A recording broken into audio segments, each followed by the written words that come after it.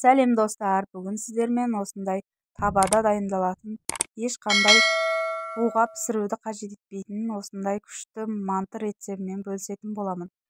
Міндетті түрде видеоны соңына дейін көріп тіркеліп кетіңіздер. Мен ең әуелі қамырыма осындай тұз, дрож, жылы су құйып жақсылап араластырып илегенді ыңғайлы көремін. Кейбір кісілер дрож, тұз және жылы суды бірыңғай бір жерге 10 минутқа қойып, кейін қамыр илеп жатады. Осылай менің әдісімен де илесеңіздер, қамырларыңыз жақсы ашиды. Мен оған сенімдімін. Сіздер де солай жасап көрсеңіздер болады. Мінекей қамырымызды жақсылап илеп, оны 5 минутқа қойып, кейін тағыдай жақсылап иығанғанша илеп, кейін пакетпен орап бетіне жылы нәрсе жауып, кейін 1 сағатқа қалдыратын боламыз. Енді мінекей мәнтіміздің ішіне салмасын дайындап алатын боламыз осы аралықта. Мен дәміне қарай тұз, қарабұрыш, ұн қосып жақсылап езіп алдым. Бұл жерде сіздер мантының ішіне, яғни салмасына ет пен пиязды қоссаңыздар да бола береді. Бірақ мен осы жусайды жөн көрдім.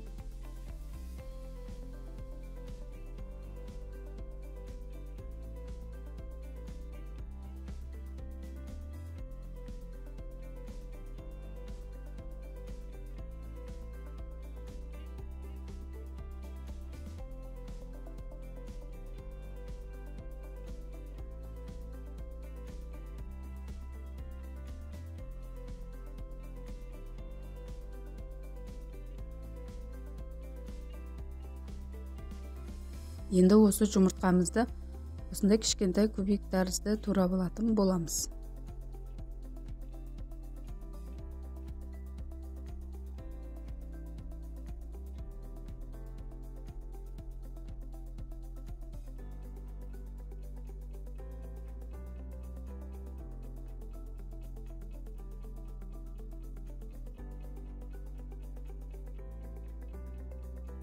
Алдын ала тазартылып жуылған жусайымызды да осылай турап алатын боламыз.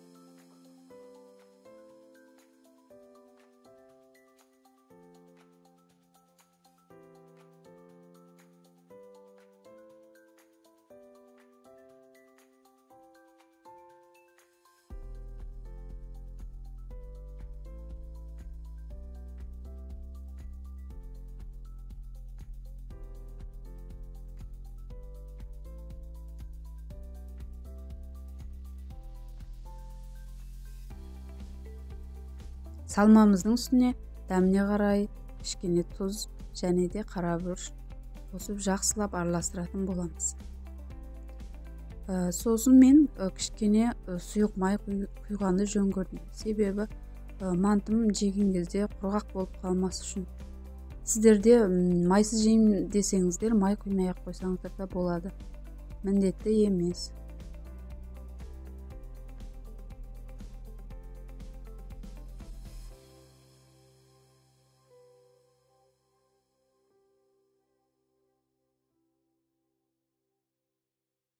Бір сағат өтіп, мінекей қамырымыз ашып дайын болды. Енді осы қамырды бөліктерге бөліп, мантының қамырын дайындайтын боламыз.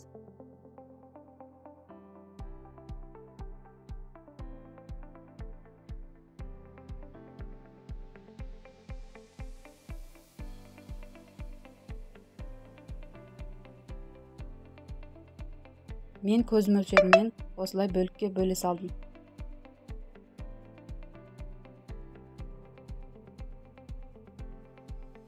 Енді осы кішкентай бөліктерімізді ұнға батырып шет-шетін жұқалап алатын боламыз. Себебі кейін мен оқтаумен жайған кезде ортасы тесіліп, табаға піскен кезде ортасынан ішіндегі салмасы түсіп, майға күйіп кететін болады. Оны барлықтарыңыз біледі деп ойлаймын.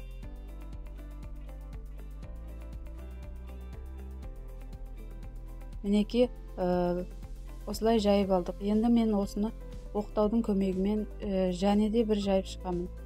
Қамырымыз өте жұқа, өте қалың болмай, орташа болу керек. Мінекей барлық қамырымызды осылай жақсылап жазып аламыз. Бұл жерде менің кішкентайым мен де жаям деп таласып тұр. Мінекей, қамырларымыз дайын. Енді мантымызды жақсылап түйе берсек болады. Мінекей, мантымызды осылай түйіп, кейін аузын осылай бекітуіміз керек. Кейін осылай төңкеріп қоямыз. Себебі майға түскен кезде су ағып, май үстімізге шашырайтын болады.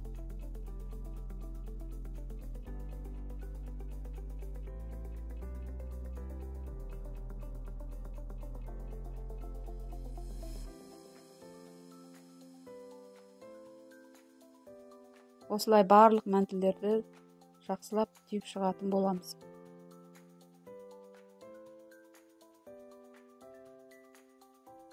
Мінекей, мәнтілеріміз дайын болып қалды. Енді осы мәнтілерімізді қызып тұрған табаға пісіріп алатын боламыз.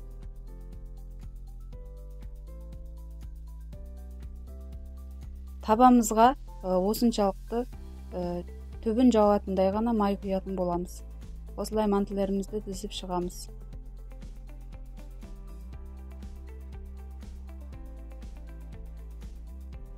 Астыңғы бөлігі қызарғанша осылай күтіп тұрамыз. Кейін қызарғаннан кейін үстіңгі бөлігіне ауыстырамыз. Мінекей достар, видеодағыдай қызара бастады.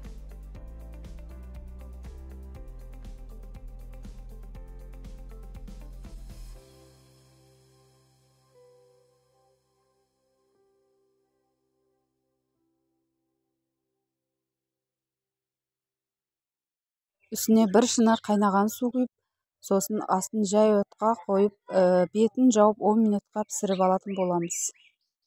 Мінекей 10 минут өтті, мәнтіміз дайын. Енді осыны ыдысқа салып, дастарханға қоя берсек болады. Міне, өте тойымды әрі түскі кешкі асқа кете беретін осындай күшті табада пісілген мәнті. Достар, видео ұнаса, міндетті түрде тіркеліп қолдай кетіңіздер.